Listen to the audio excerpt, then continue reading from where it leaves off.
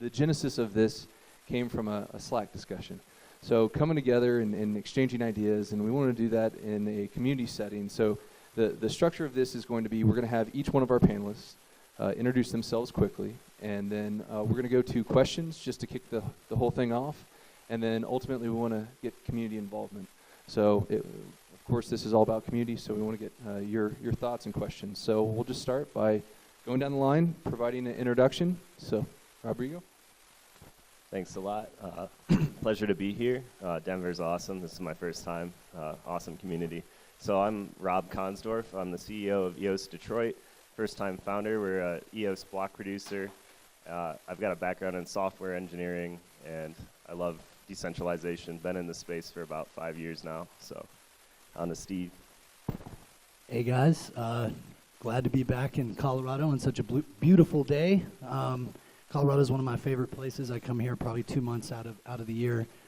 My name is Steve Floyd. I'm the co-founder of EOS Tribe. You probably saw Eugene present earlier. He's the other co-founder of EOS Tribe. I've been in crypto for about 4 years now. I am a block producer on the EOS network. I'm a big proponent of EOS and DPoS chains. Been in technology for going on 20 years now, from early web standard stuff to this crazy blockchain stuff that moves, like light speed, as we all know. Here's Luke. Hey, my name is Luke Stokes. I founded a company called FoxyCart. It was an e-commerce shopping cart system, which I sold at the beginning of this year so I could focus full-time on blockchain stuff, which I've been doing for about 5 years. I'm a block producer on the STEEM blockchain. They call it a witness. I'm also a block producer helping with the eosDAC team on the EOS network. And I'm involved in advising and doing a bunch of other consulting things for different projects. Not a maximalist. I like all kinds of different ways we can improve humanity using blockchains and maybe DAGs and who knows what else. But happy to be here. Thanks for having me. Thanks, Luke. My name is Kevin Owocki. You just heard me talk for 30 minutes. I'm a follower of Vitalik Buterin, long may he live, and Ethereum forever. And Steve, I'm looking forward to a productive discussion about interoperability and decentralization. Hey guys, I'm Kent Barton. I fell down the Bitcoin rabbit hole back in 2012 and then started ETHEREUM here in 2014. And a few years later left my old career to work in blockchain full-time. I work for Shapeshift now. If any of you guys are considering working in the industry, I highly recommend it. It's been really cool to see this community grow. You'll notice we have a lot of people here from different tribes, and I like to think of it as, blockchain is its own thing. We shouldn't be maximalist. We shouldn't be tribal. And what Denver's created, I think, is very cool. We have a great vibe here, so looking forward to hanging out. Thanks, Ken. I'm Nick Miller. I'm an infrastructure engineer at Opolis. I've been in the crypto space since about 2016.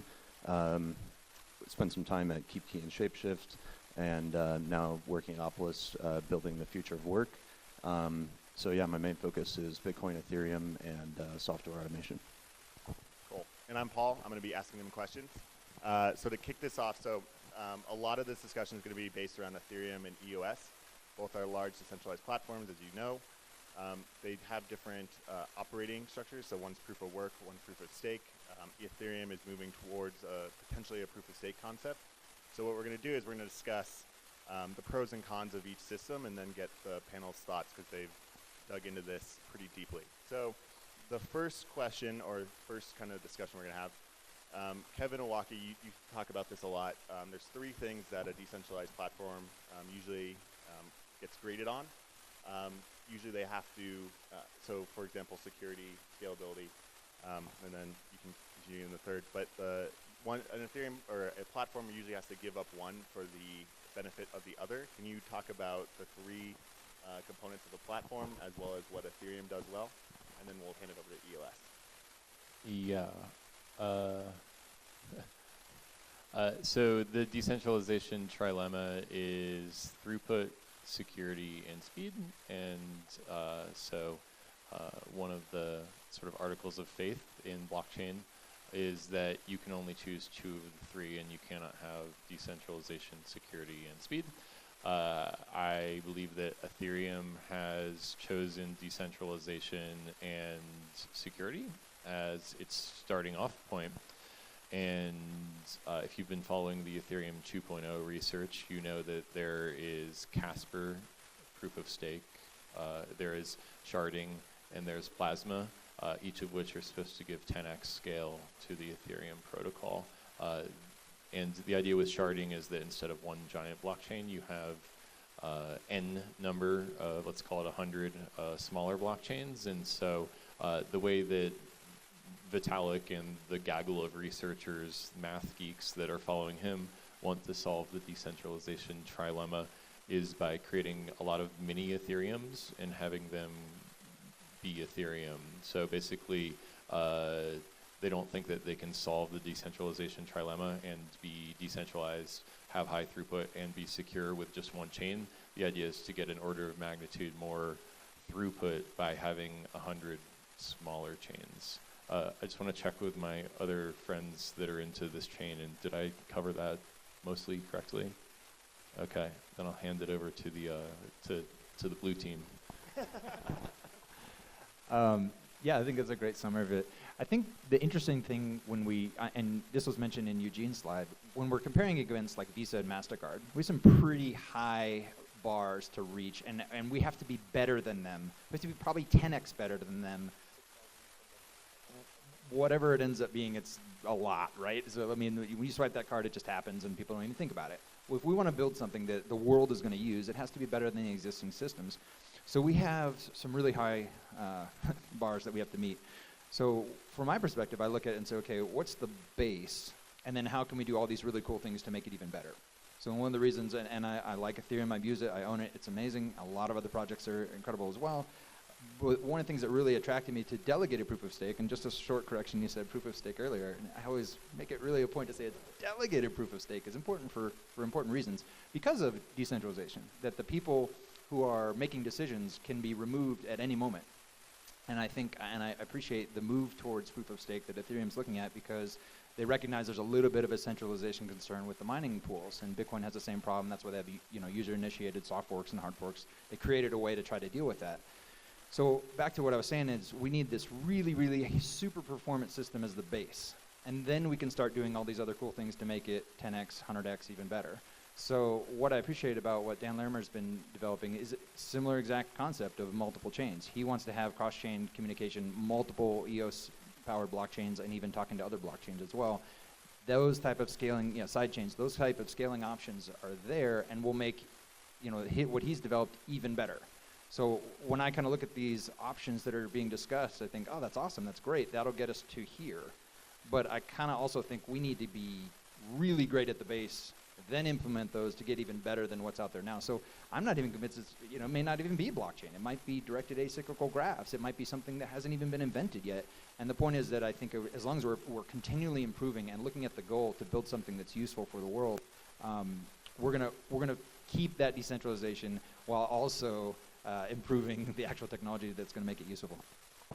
My biggest complaint, just to give everybody here a history of this panel.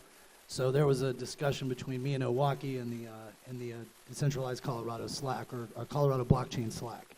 And this is indicative of something that I've seen throughout the nation between ETH and EOS communities, particularly in the Midwest and the South, is there's this maximalism that's gone on, and it's like, I mean, it got tribal just trying to do a tribal panel on this. So my question is, and the purpose of this whole panel is, decentralization is the goal, not the protocol. And decentralized compared to what? Like the consolidated network hash rate of Ethereum and Bitcoin right now, and Bitmain owning like pretty much the entire market? You take out 3 facilities in Chengdu and it's game over. So I just don't buy those arguments. I mean, you take out 21 nodes in the top 21 on a DPoS chain and 21 more, repopulate and take their place. And that's a big international game of whack-a-mole. In a lot of jurisdictions, I just am not buying that you're going to be able to stamp out, even if there is accusations of collusion, even if there are problems with these chains, it's still in the early infancy. And that's what I just want people to understand is we're in our first 3 months, and we've got 4 times the users of the top 10 Ethereum dApps. I mean, let us screw up. Hold on one second. So I want to make sure that we're not misrepresenting EOS. Right. Can I make a clarification? Sure. I've got some stuff to say as well. Hold on, we're gonna get but into go that. ahead and So real quick, so the 21 BPs, right? So the idea is a delegated proof of stake. So the BP can be removed and voted off the island if there's ill or malintent behavior. So I would love to hear to the EOS community where the 21 came, and then if you think that's enough to keep the system. 1 second, yeah. So where did the 21 come from? And then also, is that enough to have the decentralized system? And then I'm going to ask the Ethereum same thing. Okay.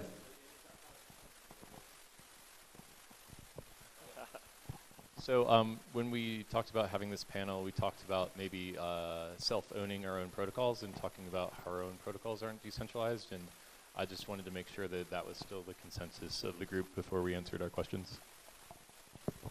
I agree with that. Okay. So Keep it tape. back to the original trilemma thing, I think that decentralization is a spectrum. It's not binary. And what DPoS is doing is optimizing for specific use cases, and proof of work are optimizing for other use cases. So you can have, and so in EOS, we're asking ourselves, what's decentralized enough? Because to go against Steve's assertion that decentralization is the goal, I disagree. I think decentralization is a means to other goals. For instance, an irreversible public record, right? That's what we want from blockchains. If you can achieve an irreversible public record with enough decentralization, then the trade-off is performance, right, and security. So if we take security, because of course we want security, and then we optimize between decentralization and performance, we can actually achieve more use cases that other protocols aren't achieving. And so, yeah, I'd say it's what's decentralized enough. And to clarify, I just mean to get to that goal. You know what I mean? Absolutely. And just real quick, and I've made this mistake myself when I'm comparing delegated proof of stake with proof of work. I think it's a little bit unfair to say, these hashing farms, are just all centralized. Because I ran a Bitcoin miner, I could change to a different hashing farm at any moment, and that happened in the history. That happened in the history of Bitcoin, where one mining farm had almost to 51%, and people switched. So just like with delegated proof of stake, where you can remove your vote at any time and vote in a different block producer, you can remove your hashing rate from one pool to another pool. So that exists as well. I think all of these systems have an amazing amount of decentralization. Now, to your question about the 21. Oh, yeah. Answer the 21. Yeah. How are you Yeah. getting that? I think it's based on Dan Larimer's experiments. He's done experiments with proto shares, into BitShares 1.0, BitShares 2.0, Steem, and through that process, kind of adjusting the levers and dials and knobs to get something that generally works and is pretty secure. So 2/3 plus 1 is needed for any kind of consensus on delegated proof of stake. And so essentially, if 7 fall out, and you've got enough, he's even been quoted as saying you only need 21 plus 7. That was like the bare minimum from his perspective, based on his many years of experience on actual real-world situations. So having an extra 100 backups is cool, but is that even maybe too much if they're not getting funded to keep in operation? So I think it's really just going to be a matter of the first nation-state government that tries to take us out, the first major actor with billions of dollars. That's when we'll know if it's enough. Cool. Something that the red team would want to bring up, and it follows up on one of the things that you said on voting. So being able to vote a bad actor out. Have you seen within DPoS that actually been validated within being able to remove a very large, well-sourced, resourced actor within the system that's not acting with integrity? Have you seen that on a consistent basis be implemented? One of the things I mention often, so like I said, I'm a STEEM Witness. I'm involved in that blockchain as well, which is also delegated proof of stake. And I run a report every month to look at the voter engagement. It's about 70, a little more than 70%, which is pretty good. EOS is not so good. It's about 25%. And a lot of that 25% is, as you know, Bitfinex and Huobi, these large exchanges. So that's the problem. Like, delegated proof of stake does not work if the voters aren't engaged. You don't have the token weight to actually have community consensus represented well. So we have had some situations where some BPs kind of showed up out of nowhere. They had like 5 votes, literally like 5 or 6 votes, but those were massive whale votes, and they became producers. And everyone who's been working since December of last year thought that was a little uncool. They've been providing value the entire time, and then these other people show up. One thing I will say is that even with this lack of engagement, we did see community frustration with that. we saw those entities realize their brand reputation was being damaged, and they started changing. So there is, not as good as it could be, but we have seen it already just in the first 4 months. So real quick, we're gonna go to Casper next, but if anyone on the E team would like to comment, you would have to be obviously respectful and nice, but sharing your thoughts is important. Yeah. So just to get back to the decentralization and like the spectrum of that, I think that's a really important thing to keep in mind. So there's kind of multiple ways of looking at decentralization, and I think a lot of people look at it just purely from like a network topology standpoint. So we have a lot of nodes in the network, therefore it's decentralized, but the question is, how do those nodes actually come to consensus on what they're doing in that network? And, you know, I guess kind of get to what Kevin was talking about in terms of self-reflection of our, did this go up? Self-reflection of our own networks. So like in Ethereum's case, you know, we hear a lot of people say, oh, we're decentralized because we use Ethereum, but the question is, how do you actually make decisions on the code that you're writing to send out to your users, and are you updating code underneath your users? And is that actually a decentralized application if one day I'm using the application and then the next day, you know, it becomes a totally different thing without the knowledge of why it was changed or how it was changed or the impact that it has on the system as a whole. So there's trade-offs there for sure depending on the type of application that you're writing, but I think it's just an important point that decentralization is a multi-dimensional spectrum. I completely agree. I think that to be hard on, you know, EOS, I would say that, you know, we have a lot of governance issues, like we do. Like people, there's version 1, version 2, now version 3 of the Constitution. People believe, you know, governance and arbitration should be at the base layer. And, you know, as more information comes out, you know, we're evolving our thinking and changing our thoughts every day in our community. We're not bought into one way to get to the mountaintop. You know, we're just trying to find our way, you know, and I like to see like Vitalik and, you know, and Dan have healthy, you know, friendly competition amongst each other as academics. And I think that we need to find that type of tone within our communities because we don't realize it, but people, you know, look to us as local leaders and regional leaders in what we do.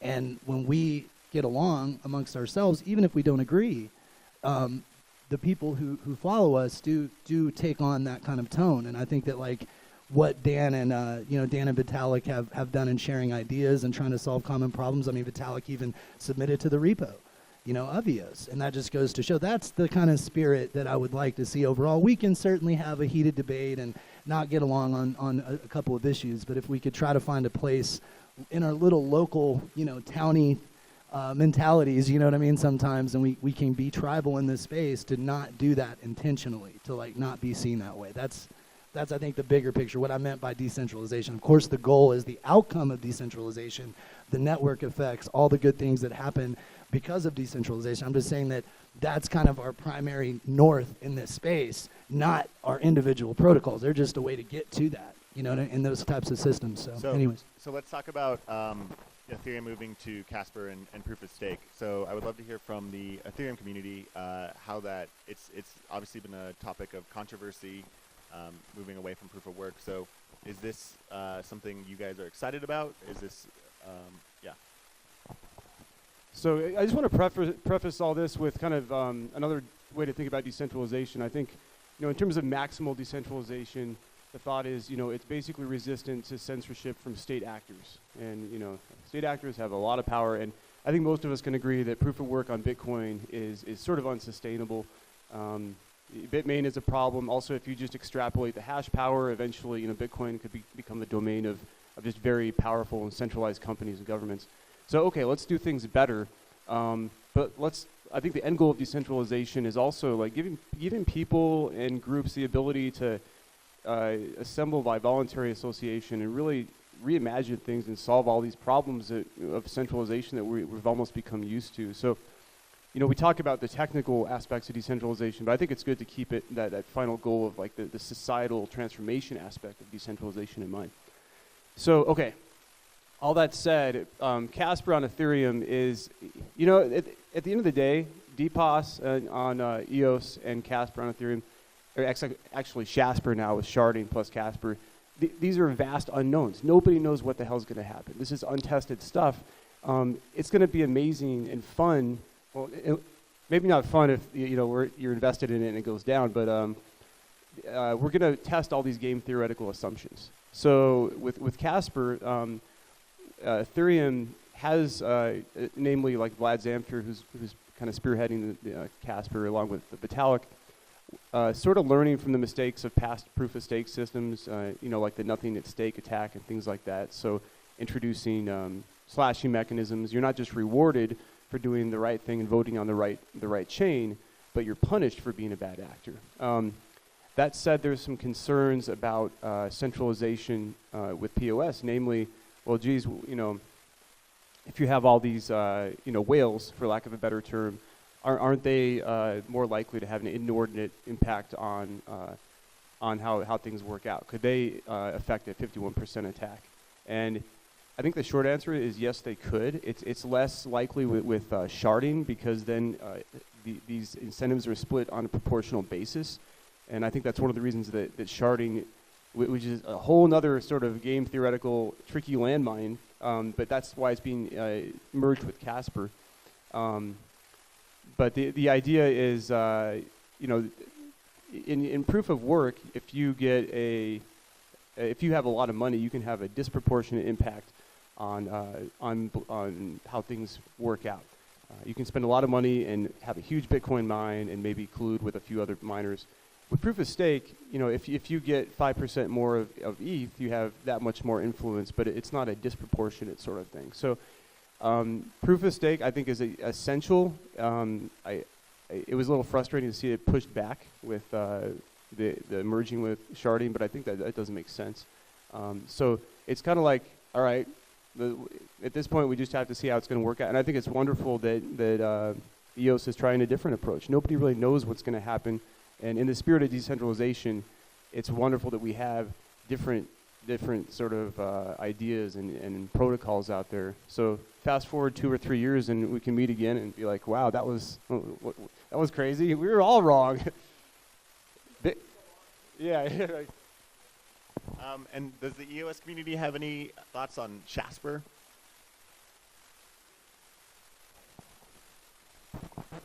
I don't really know what Casper is too much, so I'm just going to be totally honest. Yeah, I don't really know. I haven't been able to study it a whole lot. But what I'd like to ask the red team is, so in a proof of stake system, you still have the issue of consolidation based on whoever has the most influence right now, right? They have a higher claim on the future rewards. Is that problem solved at all in Casper? Or is it going to continue to consolidate to the highest stakers? Yep. So I guess I have a follow-up question before I answer that. So when you say in a proof of stake system, consolidation of resources over time is a problem, are you including DPoS as a subset of proof of stake systems? No, that's a good clarification. So not including DPoS, because people at stake can't just get paid for staking. You have to campaign, you have to be a BP, unless, of course, you're Huobi or Bitfinex, or what. Like if you're one of those actors that are gaming the system currently, which exists, yeah, you can get paid by voting yourself in with like hundreds of millions of dollars of EOS. But for general use case, like if you have 1,000 EOS, you can't stake it and really get paid through the consensus protocol. So similar to proof of work, if you have a lot of hash power, you have a higher claim on the future rewards. Well, the same applies to staking in regular proof of stake. If you have a high amount of stake that you're staking, you're going to have a higher claim to the future rewards. I'm just wondering if there's any novel, new sort of parts of the Casper algorithm that try to prevent that consolidation of the future inflation.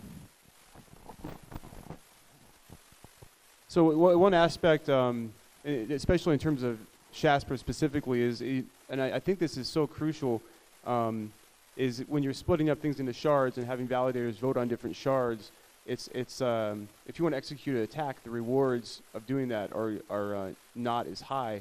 And also the way that Ethereum will be implementing randomness with basically choosing validators at random is seems to me a pretty effective way of preventing people from sort of planning ahead of time or colluding with others and saying, okay, we're gonna execute these attacks. There is an argument against Ethereum POS that is a little bit more effective, and it's this idea that exchanges could collude. I saw an estimate that maybe 3 or 4 exchanges could have a majority of voting, basically, at least on a block by block basis. I don't know if they could execute an ongoing attack. And the argument against that is, well, they still need money, or they still need ETH for withdrawals. However, you can imagine a scenario where the incentive of executing an attack outweighs the ability to provide instant withdrawals. That sort of me is a specious counter argument. So there are some very real risks with this. I will say that the amount of thought that's gone into this by some really smart people, it's not just Vlad and Vitalik. There's a lot of people working on this. Is impressive. If you want to get your mind blown, look at some of the white papers and some of the thoughts. But I'm confident, cautiously optimistic. And real quick, we're going to have Kevin respond, and Steve wants one comment, and then we're going to open it up to the community for questions. Yeah, if you want to get your mind blown and you can read Greek letters and math equations, read those papers. I'm just a lowly web programmer. So I want us to add that I'm very excited about the potential use case of quadratic voting for preventing consolidation over time. I think between that and keeping the inflation rate low, there's, human systems have this thing called the Matthew effect, which is, I think I'm saying that correctly, which is that they consolidate over time, just Pareto as a generality. Say again? Pareto principle? No, Pareto principle is the 80-20 thing. Matthew effect is the tendency for human systems to consolidate resources over time in the hands of a few. And so all of our systems, including our local community, are perhaps debatably and so if you're going to design a protocol, then you have to design against that. Does everyone in the audience know what quadratic voting is? Okay, so there's this book called Radical Markets that Glenn Whale, whose name I can't pronounce, just came out with, and it's all these ideas of marrying ideas from the left and the right here in the United States, and how do we, basically scale our coherence as a society? And he presents 5 ideas. One of them, the book is worth reading. One of those 5 ideas is called quadratic voting, and basically the way it works is that you get a certain amount of credits, which can be used for votes, but instead of 1 credit, 1 vote, the amount of votes that you get is a square root of the number of credits you have. I think that's what it is. So if you have 1 vote, you get, or if you have 1 credit, you get 1 vote.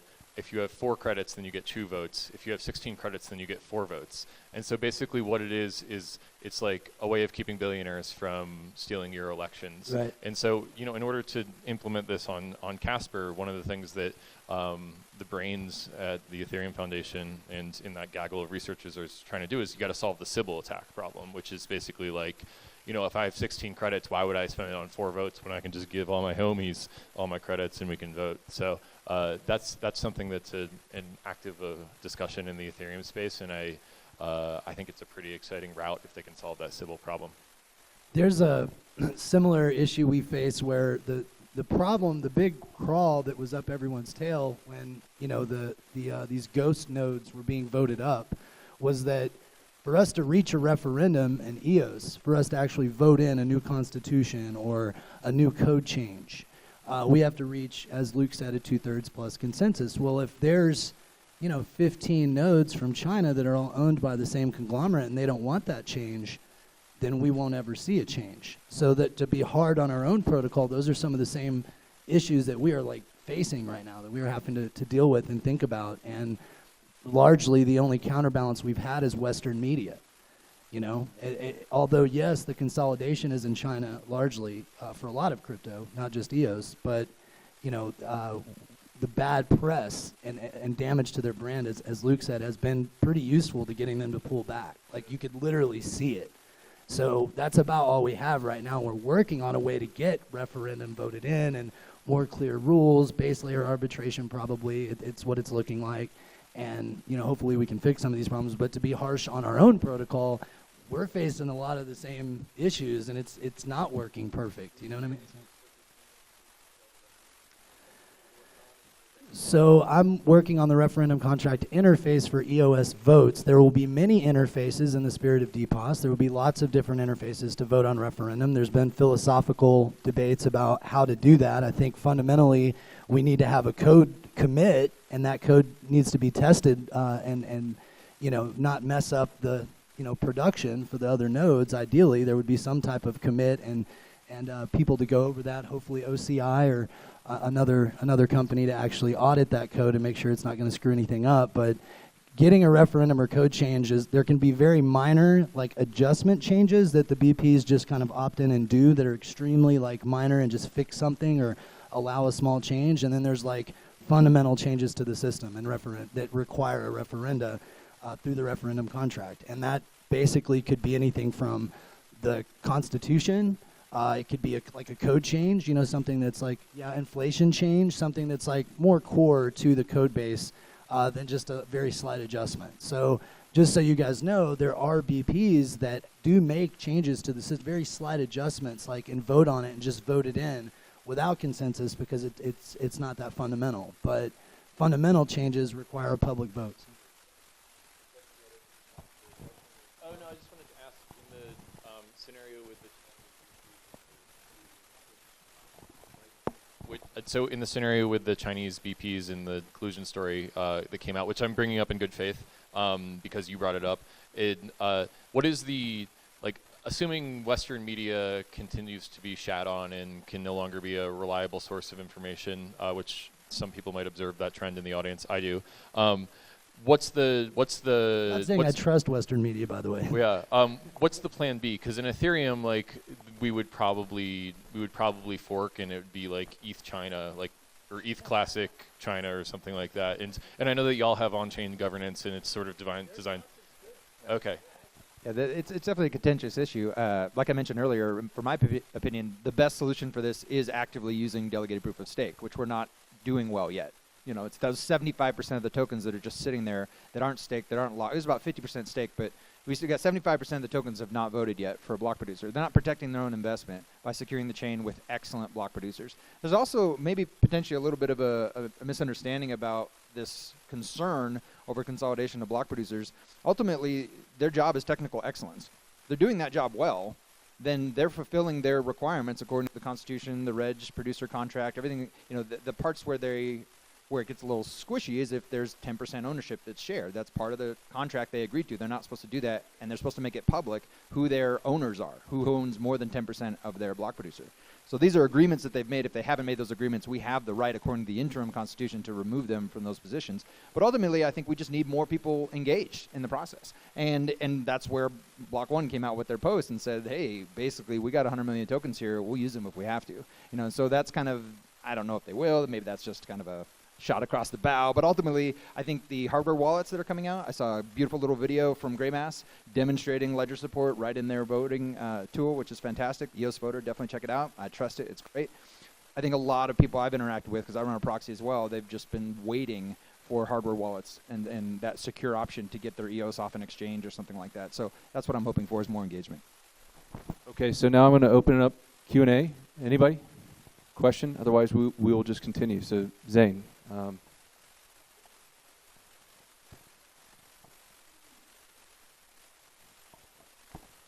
I'm interested in hearing from both sides, red and blue team. Go, go, go.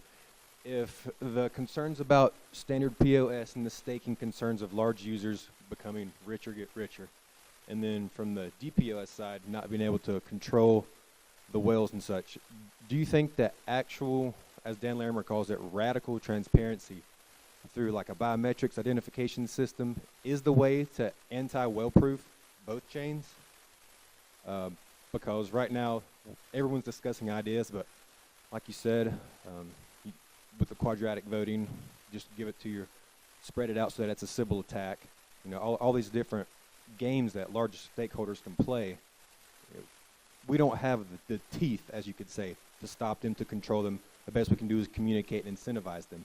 But what do you guys think about actually having radical transparency and possibly looking at your eyes or your fingerprint, and then you have access to your coins? Do you guys see that as the way forward, or has that really been discussed much? Or what are your thoughts on? Because crypto started out as super private, but now we're drifting to the complete opposite to protect ourselves. So it's just this crazy shifting that's happening. Just in terms of the latter part of your question, there's always this tension or this dual nature of blockchains of both everything is open and transparent by default unless you're on Monero over Zcash, versus this desire to be private and this ability to maybe, if you do the right things, be private. I think everything, like you alluded to, presupposes Sybil resistance and secure identity management. Uport is working on this. There's Civil.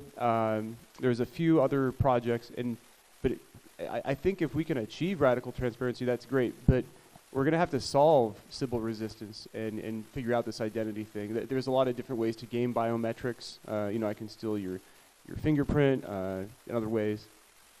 Hey, now I just got hacked. This guy right here, man. Right. So that's that's one thing is that we're so early on in this, and I think that a lot of infrastructure is being built up, but the related technologies need to develop as well.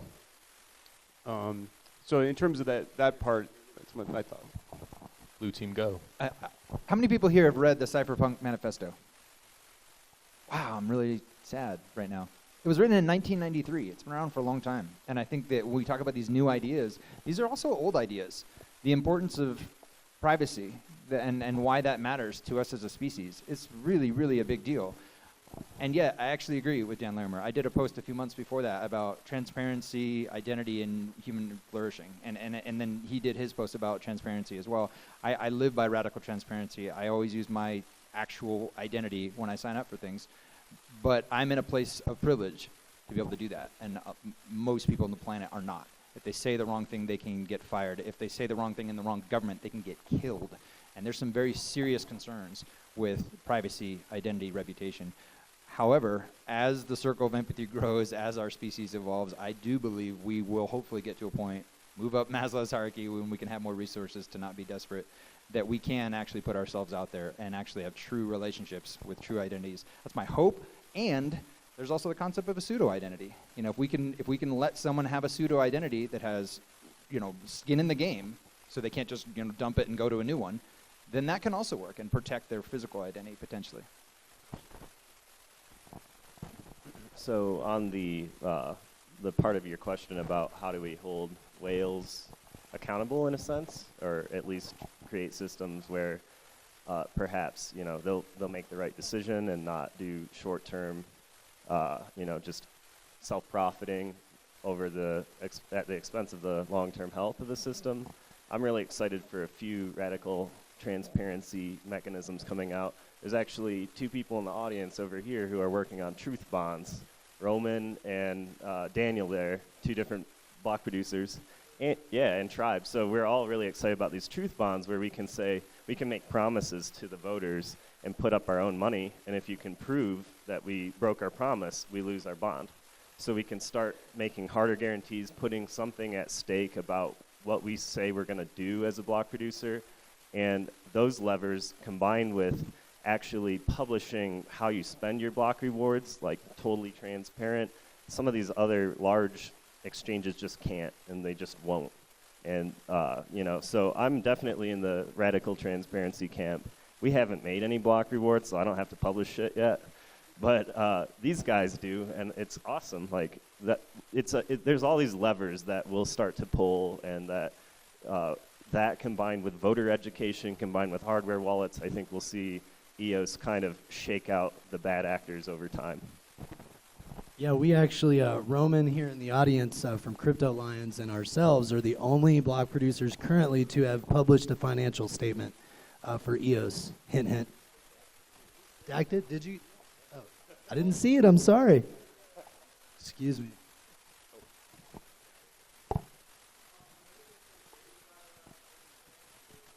Actually, I have a follow-up question for that. Is there going to be staking pools in Ethereum? So one of the main concerns you brought up was the rich get richer.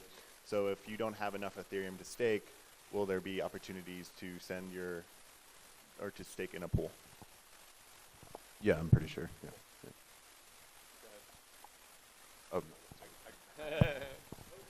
So the staking threshold in Ethereum is 32 ETH, which is about $6,000 right now.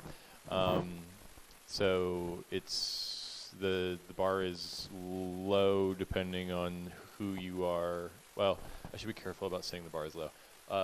The thought is that there will be the ability to have thousands of ETH validators without the need for any staking pool, but one could presume that if you only have 5 ETH, that you could join a staking pool, and I don't know what the composition of the staking pools will look like in that scenario, but I'd have to presume that since the bar is pretty low, if you make a Western software engineer wage, that they won't be a majority of the network as they are in proof of work. Yeah, I just have one question. On a fundamental level, what's the difference between government and governance? And also, if you hop into your time machine 10 years from now, how will you prevent, or what will prevent EOS from either becoming the next too big to fail or being intimidated by the federal or state government? And when you say government, I assume you mean nation-state governments? Yeah. My personal opinion is that a nation-state government is defined as a monopoly on currency creation and the use of violence in a geographic region. And they create monopolies, essentially. They have standing armies, they do all these things. They also have a monopoly on the justice system that region uses. So for my personal worldview, why I'm so excited about these technologies is that it's non-violent global consensus.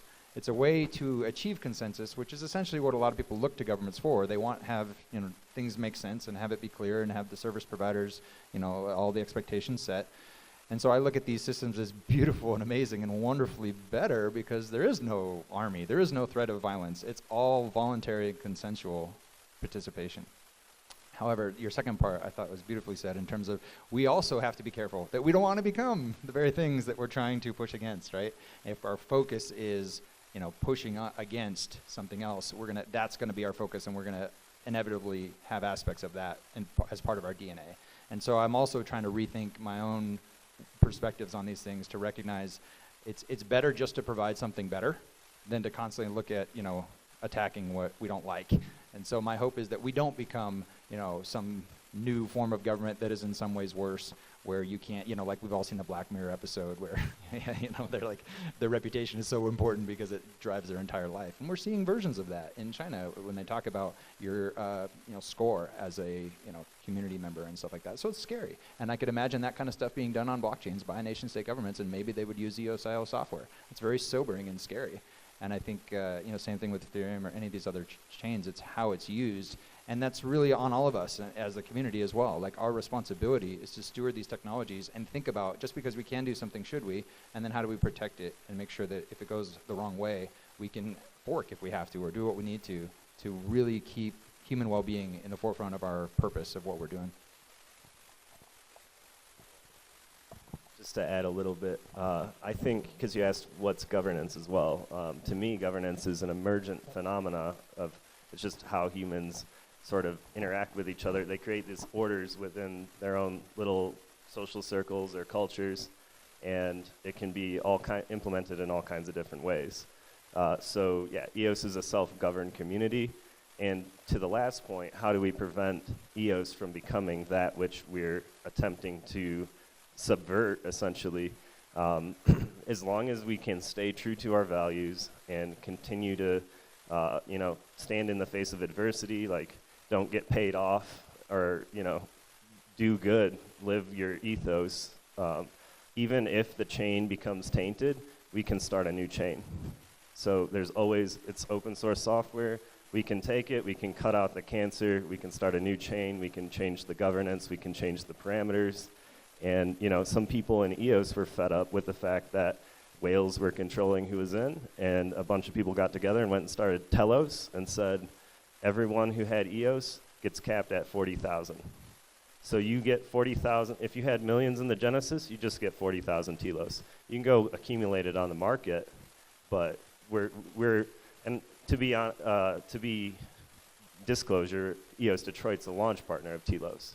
So Telos is doing some other cool stuff as well, different protocol enhancements, different constitution. They actually call it the network operating agreement. There's all these different things happening, and all the people in that community are driving that forward, and they're new blood that we didn't even see in EOS before the mainnet launch. So we're seeing these new communities kind of spring up spontaneously, self-govern themselves, create their own systems they want to use, and the free market of these systems, when we have hundreds of these potentially in the future, that's going to shake out, and we're going to probably be left with the best, I think, personally. So that's what I'm hoping. That's what I'm going to do. I'm going to move with my feet if I don't like where things are going, and that's not to say that we aren't still supporting the EOS main network either.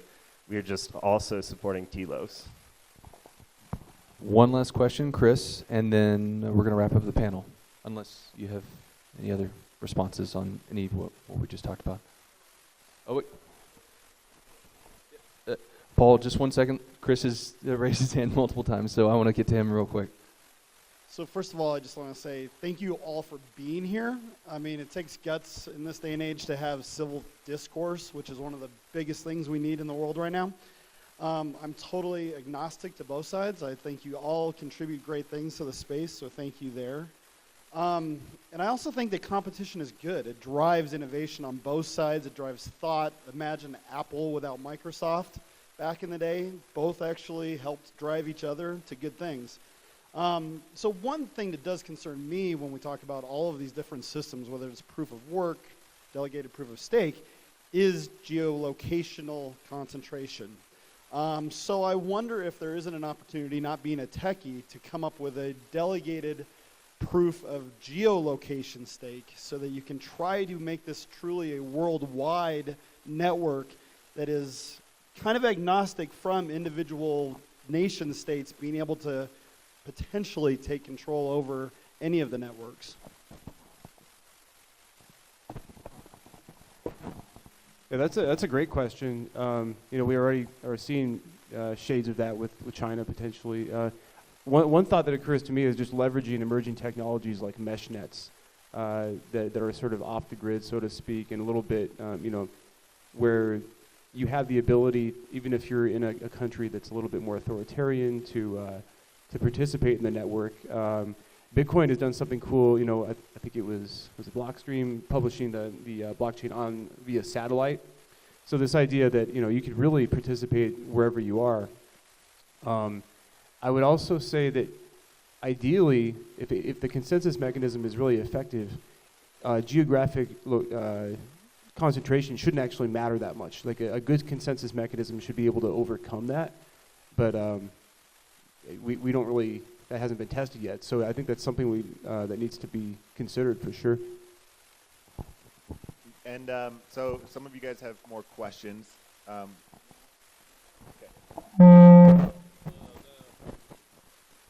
It's actually a clarification. So thank you for your definitions of government and governance.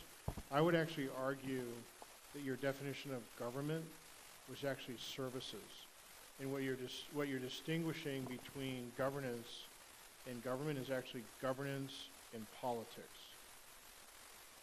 Because when you listen to people talk about governance, or government rather, and they don't like the government, what they don't like are the politics. Because the services are all the government. Everyone uses government services in some capacity. And I think that there's an important distinction there, because we do have more influence over politics than we do over government.